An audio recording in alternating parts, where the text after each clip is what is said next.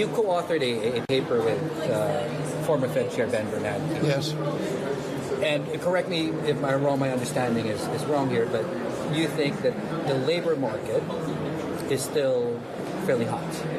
Yes. That policymakers need to lean in to cool the market even further. I think the answer is probably. Okay. So there's a better scenario, but what has happened is most of the inflation on the upside and the downside had to do with price shocks, right? First, increases in the price of energy, food, supply disruptions, and most of the decline had nothing to do with monetary policy, just had to do with the fact that, food prices stabilized and energy prices decreased and so on. So most of the action has had nothing to do with monetary policy. But as the shocks have faded, what is behind, which played a small role throughout but is now big, is the labor market. And the fact that we have a fairly tight labor market, and the fact that there has been inflation, the fact that the labor market is tight, has led to wage inflation, which is a bit too high. Too high in the sense that if we stay at that rate of wage inflation and productivity growth is normal, then this implies price inflation above 2. So the question is what happens now, right? And you can look at the details, but the fundamental issue is, I think, productivity growth. So the good news is that productivity growth has been fairly high, which means that for a given wage growth, price inflation can be lower. Yes. So if productivity growth continues to be strong, then we may be able to actually achieve a 2% target or 2.3, or very close to 2, without having to tighten the labor market. If not, then that's the last mile. That's the Fed has to increase unemployment, or unemployment has to increase by itself if private demand is weak, and then we need a bit more unemployment for some time. I think the most likely scenario is we need a bit more unemployment. The labor market is a bit hot, and we need to slow it down a bit, not a whole lot. So I don't think the last mile is not incredibly hard to do, but it's the stickiest part. It's the stickiest part. Yeah, what we got so far, the big decline had nothing to do with monetary policy.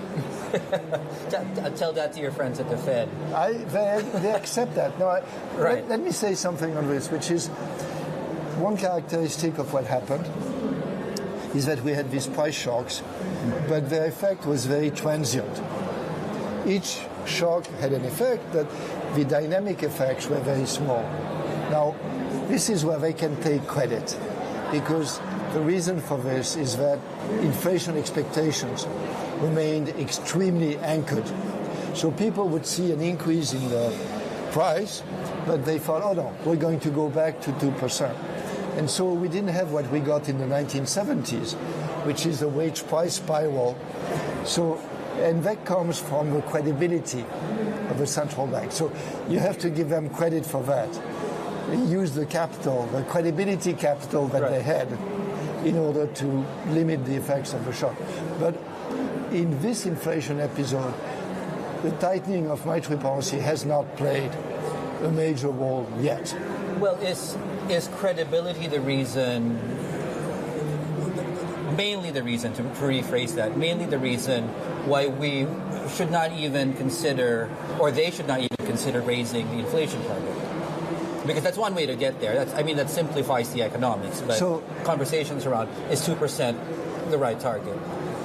So, I'm known as having argued that we should have a higher target for inflation. The argument was that if we have a higher target for inflation, we will hit the zero lower bound less often, which would be good. Is it the time to change the target? No. Credibility is the issue. At this stage, they have a job to do. They have said we're going to 2. I think they have to go to 2. Because otherwise credibility would be shot. Okay, understood. Right? So, but once we're at 2 or close to 2, maybe we should put it back won in the discussion. Okay, once this story goes away, once the dust settles. Once they have won their fight, they can say, okay, we won that fight. Maybe the next fight should be a bit different. But yeah, if they don't do this, sorry about that, then they would lose credibility. They cannot do that. Well, we're moving up against almost a full year now since the last hike, which was in July of last year. And the recent minutes suggested that they're even considering, to your maybe suggestion, higher rates might be warranted. What does that tell you about a year into the last hike, since the last hike, that we don't know where the data is going? Does that tell you anything? We don't know where the data is going. And, the economy has been surprisingly strong. Now, it doesn't mean monetary policy doesn't work. It just means consumers are happy and they spend. Investment is strong because of the Inflation Reduction Act.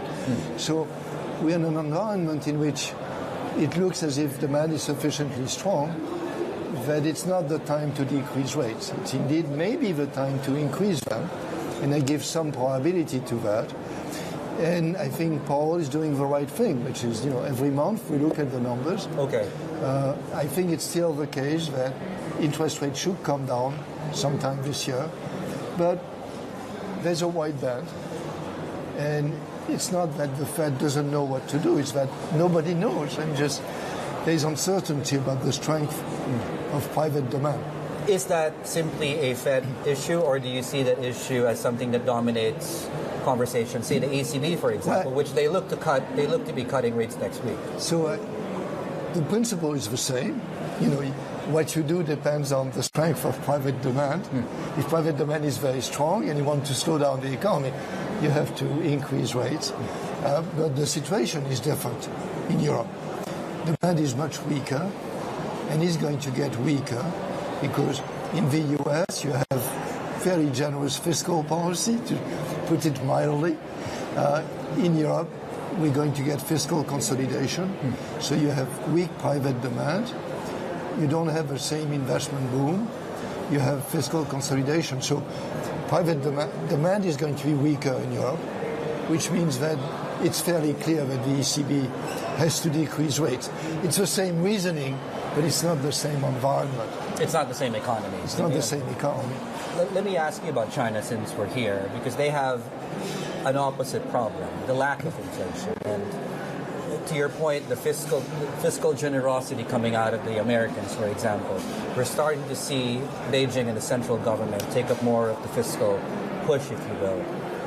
What's your sense of why there is no inflation in China? Is that cyclical? Is that structural? And what do you think is the policy prescription?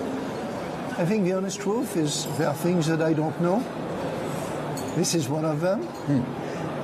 So on fiscal, I think that they are doing the right thing, which is being willing to solve the real estate crisis by putting a lot of money in, but at the same time trying to be more responsible at other margins.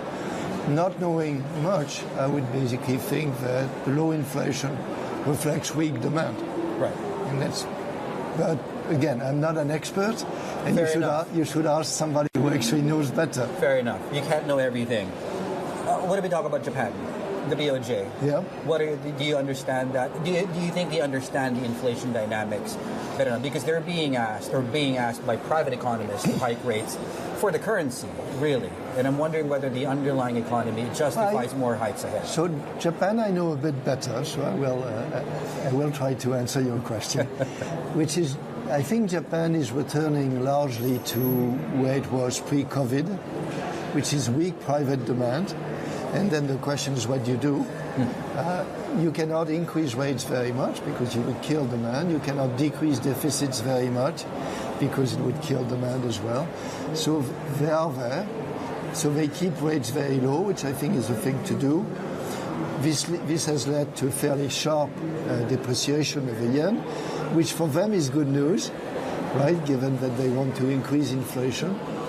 So I think for the moment they are doing what they can do.